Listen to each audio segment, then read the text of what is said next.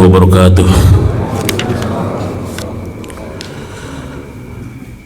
Mari kita awali kajian kita dengan membaca Al-Basmalah. Bismillahirrahmanirrahim. Bismillah, alhamdulillah, salatu wassalamu ala rasulillah Nabiyina Muhammad bin Abdullah, la hawla wa la quwata illa billah, amma ba'du. Rabbi shrah li sadri wa yassir li amri wa hlul 'uqdatam min lisani yafqahu qawli. Rabbana arinal haqqa haqqan warzuqna ittiba'ah wa arinal batila batila warzuqna ijtinabah. Qala Allah ta'ala fi ayatil karim, a'udzu billahi minasyaitonir rajim. Wa laqad arsalna Musa bi ayatina an akhrij qaumaka minaz zulumati ilan nur wa dzakkirhum bi ayyamillah inna fi dzalika la ayatin likulli sabarin syakur. Al-ayah, sadaqallahu azim wa sadaqa rasul karim, alhamdulillahirabbil alamin. Hadirin bapak-bapak dan ibu jamaah Masjid Al-Falah Taman Yasmin sektor 6 yang mudah-mudahan senantiasa dirahmati oleh Allah Subhanahu wa taala. Puji syukur kepada Allah yang masih terus mencurahkan nikmat, inayah dan hidayah kepada kita semua, sehingga kita masih istiqomah menjalankan aktivitas ibadah salat subuh berjamaah. Kita lanjutkan dengan kajian ilmu, halaqah ilmu, yaitu kajian kitab Al-Mustafad min Qasasil Quran. Al-Mustafad min Qasasil Quran kita bahasanya sudah kepada kisah Nabi Yusuf ya. Namun pada kesempatan ini ya, karena kajian Mustafad ini juga masih panjang, makanya izinkan saya untuk menyampaikan tentang kisah Rasulullah Sallallahu Alaihi Wasallam karena bertepatan dengan bulan Rabiul Awal ya. Penting kita untuk terus ya mengkaji tentang Rasulullah Sallallahu Alaihi Wasallam ini, untuk diingatkan tentang Rasulullah Sallallahu Alaihi Wasallam ini. Dalam hadis Bukhari dan Muslim ini juga ditulis di dalam kitab Mukhtar Al-Hadis ya. Mukhtar Al-Hadis di halaman 40 di hadis ke-329 ya. Jadi kalau nggak punya Sahih Bukhari-nya atau Sahih Muslimnya, ada di dalam kitab Mukhtar Hadis ya. Mukhtar Hadis ke-329. Nah, dari riwayat begini ya. Haddasana Ayyas ya, bin Walid, haddasana Abdul A'la, haddatsana Sa'id an Qatadah an Anas bin Malik radhiyallahu anhu annahu haddatsahum. Jadi telah menceritakan Ayyas bin Walid, menceritakan Abdul A'la, menceritakan Sa'id dari Qatadah dari Anas bin Malik radhiyallahu anhu, bahwasanya mereka menceritakan, berarti banyak ini kan yang menceritakannya, yang mengkisahkannya banyak. Anna Rasulullah sallallahu alaihi wasallam qala innal abda idza wudi'a fi qabrihi wa tawalla anhu ashabuhu wa innahu la yasma'u qur'ani alihim. Innal abda, kata Rasul, sesungguhnya seorang hamba idza wudi'a fi qabrihi, apabila dia diletakkan di kuburnya, meninggal diletakkan di kuburnya, wa tawalla anhu ashabuhu, berpaling darinya sahabat-sahabatnya, kerabat-kerabatnya, keluarganya, wa innahu la yasma'u qur'ani alihim, dan dia masih mendengar tentang suara sendalnya, gesekan-gesekan sendalnya. Jadi orang yang ketika dimasukkan ke dalam kubur Pak, kemudian kita berlalu, itu dia mendengar tuh. Kalau kita itu pulang tuh, yang sudah pulang duluan, waduh, gua ditinggalin kayak ini, sendiri kayak ini, paling tinggal keluarganya, keluarga pun ninggalin. Qur'annya dia mendengar, la yasma'u, dia mendengar tentang Qur'ani alihim, suara sendal-sendal mereka. Setelah semuanya pada pergi itu, atahu malakani, maka mendatangi kepada hamba itu dua malaikat yang kita kenal, malaikat apa? Munkar dan Nakir. atahu malakani fayuqidani, malaikat itu mendudukkan dia, didudukan, duduk kamu, tadinya kan berbaring, duduk gitu. Fayaqulani, kemudian malaikat itu berkata, dua malaikat berkata, ma kunta taqulu fi hadzal rajul li Muhammadin sallallahu alaihi wasallam. Dia didudukan, kemudian dinampakkan kepadanya Rasulullah. Kata malaikat itu, apa yang kau ketahui tentang orang itu yang bernama siapa? Muhammad sallallahu alaihi wasallam. Apa yang kau ketahui tentang orang itu? Apa kemudian dia mengatakan? Fa ammal mu'minu, adapun ketika dia orang beriman, fayaqulu, maka dia berkata, asyhadu annahu abdullahi wa rasuluh, aku bersaksi bahwa dia adalah hamba Allah dan rasulnya. Kemudian fayuqalu lahu, maka dikatakan kepada hamba itu yang telah mengenal Rasulullah SAW, apa yang dikatakan? Undur ila maq'adika minan nar qad abdalakallahu bihi maq'adan minal jannah. Lihat tempatmu di neraka, gara-gara kau telah mengenalnya, sekarang Allah telah mengganti tempatmu di neraka dengan surga. Bayangkan Pak, kayak begitu.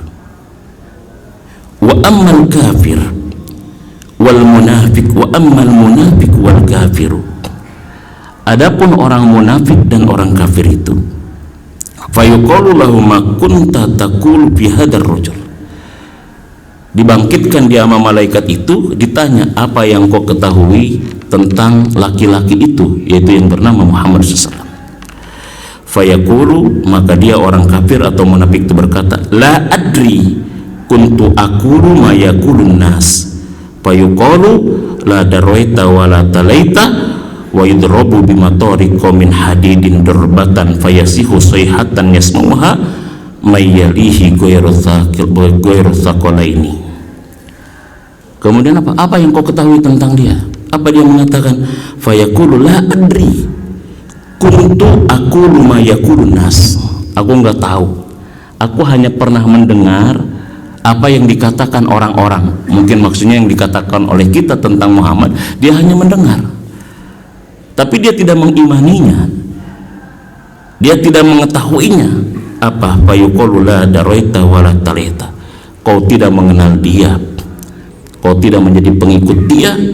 Wa yudrabu bimatariqa min hadidin darbatan fayasihu sayhatan yasma'uha man yalihi ghairu thaqalaini. Dipukul dia sekencang-kencangnya dengan godam yang terbuat dari besi sampai dia menjerit sehingga jeritannya hanya terdengar oleh dua makhluk, terdengar oleh seluruh makhluk kecuali dua, yaitu jin dan manusia. Kemudian dia diremkan oleh bumi semuanya. Masya Allah.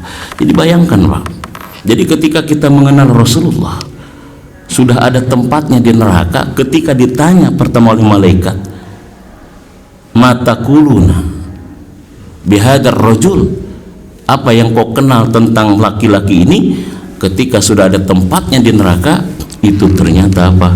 Allah ganti saat itu dengan tempatnya di surga nanti.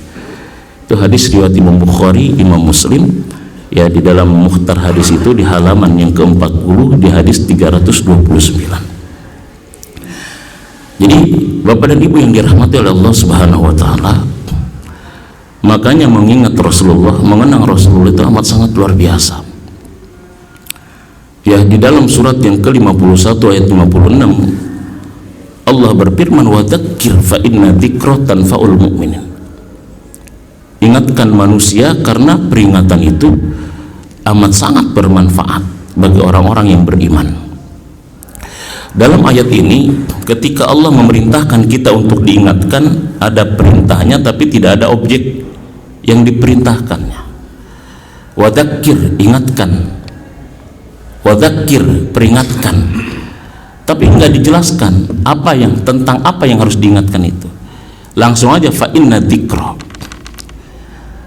Di dalam bahasa Arab Pak, ketika ada predikat, ada kata kerja, tapi tidak disebutkan objeknya, itu bukan menunjukkan tentang kelemahan dan kekurangan bahasa, bukan, tapi itu justru menunjukkan tentang luasnya objek itu.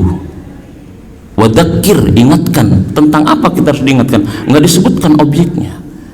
Yang jelas peringatan itu adalah fa inna dzikra tanfa'ul mu'minin. Peringatan itu bermanfaat bagi orang-orang beriman.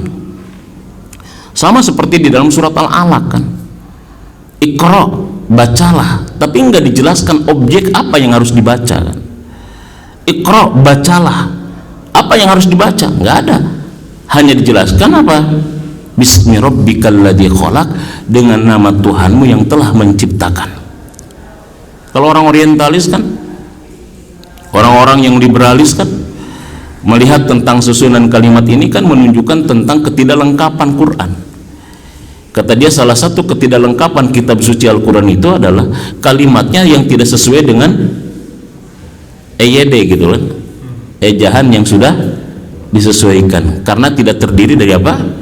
Subjek, predikat, objek, dan keterangan. Kan mereka begitu ya, mereka begitu. Padahal kan kalau misalkan dalam kajian agama kita, dalam kajian bahasa agama kita ya, bahasa Arab itu apa? Ketika ada sesuatu yang diperintahkan, kata kerja iqra, apa yang harus dibaca itu menunjukkan tentang keseluruhan, silahkan, saking luasnya objek itu. Tapi apa? Bismi rabbikal ladzi khalaq. Fama wadzakir, ingatkan dia tentang apa? Tentang apa saja yang punya manfaat untuk manusia, tentang apa saja. Makanya kan kita kadang-kadang sama orang tua suka diingatkan tentang sesuatu gitu. Bisa diingatkan tentang akhirat, bisa diingatkan tentang kematian, bisa diingatkan tentang kisah masa lalu. Tapi kalau misalkan kita mau kaji Quran secara munasabah ya, munasabatul ayat, keterikatan ayat yang satu dan ayat yang lain, kan di dalam surat ayat yang ke-5 surat 14 langsung, kalau di dalam surat 51, 56 tidak disebutkan objeknya, tapi kalau di dalam surat yang ke-14 ayat yang ke-5 disebutkan objeknya. Apa objeknya di situ? Wa dzakirhum bi ayyamillah, ingatkan manusia tentang hari-hari Allah. Ada objeknya di situ, Pak. Kalau di tadi nggak ada objeknya. Wadzakir, ingatkan tentang apa saja. Fa inna dzikra tanfa'ul mu'minin. Peringatan itu bermanfaat bagi orang beriman. Tapi dalam surat yang ke-14 ayat yang ke-5 objeknya disebutkan. Wadzakirhum, dan ingatkan mereka. Tentang apa mereka harus diingatkan? Bi ayyamillah, tentang hari Allah. Itu objeknya ada disebutkan di situ. Jadi salah satu yang harus diingatkan kepada manusia tentang hari-hari Allah. Apa hari Allah itu? Bi an umillah, hari di mana Allah menampakkan tentang nikmatnya yang begitu dahsyat, yang begitu besar. Ayat ini kan tentang Nabi Musa ya, nikmat kepada Bani Israel karena selamatnya Nabi Musa dari kejaran Fir'aun, sekaligus menunjukkan kekuasaan Allah dibinasakannya Fir'aun ya, seorang raja yang pernah mengaku Tuhan binasa ya dengan cara ditenggelamkan di Laut Merah dan bala tentaranya. Itu nikmat Allah. Tapi kan nikmat Allah itu bukan tentang Musa saja selamatnya dari kejaran Fir'aun, kan begitu. Makanya kan ayatnya kan kalimatnya kan jama, Pak, ayam. Kalimatnya ayam, bukan yaum. Jadi walaupun peristiwanya tentang Nabi Musa, tapi yang diungkapkannya adalah ayam, hari-hari. Bukannya hari saja ketika Nabi Musa selamat, tapi hari-hari. Nah, kira-kira saya tanya kepada Bapak-bapak, apa kira-kira yang dimaksud dengan hari-hari Allah di situ? Kalau hari-hari Allah di situ adalah salah satunya maknanya adalah nikmat-nikmat Allah. Kira-kira apa nikmat-nikmat Allah yang terjadi pada masa lalu kira-kira? Apa aja nikmat Allah itu kira-kira? Kalau di sini kan tentang peristiwa selamatnya siapa? Nabi Musa. Apakah nikmat Allah itu, kekuasaan Allah itu hanya berlaku pada Nabi Musa saja? Tidak. Makanya ayam, hari-hari. Makanya kata para ulama di situ dijelaskan hari-hari yang dimaksud dengan nikmat Allah itu adalah apa? Hari Allah nampakkan nikmatnya. Makanya ada kata-kata wa ana aula bi Musa. Rasulullah itu lebih mulia, lebih utama daripada siapa? Nabi Musa. Artinya ketika Nabi Musa saja harus kita ingat peristiwa besarnya dengan diselamatkan dari kejaran Firaun, dan Firaun sebagai raja diktator yang dimatikan Allah dengan cara ditenggelamkan, harus kita ingat bagaimana dengan nikmat diutusnya Rasulullah, jauh lebih mulia, lebih tinggi, lebih besar dibandingkan dengan selamatnya Nabi Musa. Karena kita harus akui bahwa nggak ada hari terbaik di dunia ini di mana Allah terbitkan matahari dari timur dan terbenamkan dari barat selain hari ketika Allah mengutus siapa? Nabi Muhammad sallallahu alaihi wasallam. Ini saya pegang kitab Al-Bidayah wan Nihayah Ibnu Katsir. Ya. Jadi saya pegang kitab Al-Bidayah wan Nihayah Ibnu Katsir. Faslun fima waqa'a minal ayati lailatul maulidihi alaihi salatu wasallam. Di sini saya bahas tentang pasal terkait dengan perkara yang terjadi ketika masa lahirnya Nabi Sallallahu Alaihi Wasallam. Ini masya Allah dahsyat sekali. Qala as-Suhaili ay hakka as-Suhaili an tafsirin baqi min Mukhallid al-Hafiz. Berkata Imam as-Suhaili, jadi Ibnu Katsir mengutip, anna iblisa ronna arba'a ronnatin, bahwasanya iblis itu menjerit merana 4 jeritan. Jadi iblis itu pernah menjerit kesakitan, menderita sekali 4 jeritan, berteriak dia sekencang-kencangnya sampai bala tentaranya itu bingung ada apa ini sampai dia menjerit seperti itu. Apa? Hina lu'ina, menjerit iblis hina lu'ina, ketika dilaknat oleh Allah. Jadi nggak ada sesuatu yang menyebabkan dia sangat sakit kecuali pertama ketika dia apa? Dilaknat Allah. Makanya julukan iblis itu laknatullah alaih. Makanya kalau di kampung-kampung kita kalau ngaji pas ada iblis langsung laknatullah alaih gitu. Hina lu'ina, ketika dilaknat ya. Dan saya sudah menjelaskan tentang bagaimana iblis sebetulnya ya, biografinya dulu. Ketika kita bercerita tentang kisah Adam ya, saya menjelaskan tentang bagaimana iblis ya di dalam kitabnya Imam Ahmad Sawi misalkan ya, dan juga Mukasafatul Qulubnya Imam Ghazali kan, dia punya julukan-julukan khusus iblis itu. Sampai-sampai julukan terakhirnya kan Azazil, makhluk Allah yang mulia, yang luar biasa. Ya, tampangnya itu iblis itu menarik sebetulnya sebelumnya ya, dan dia makhluk Allah yang mulia. Dia pernah menggurui malaikat 2000 tahun, 20.000 tahun dalam itu menggurui para malaikat.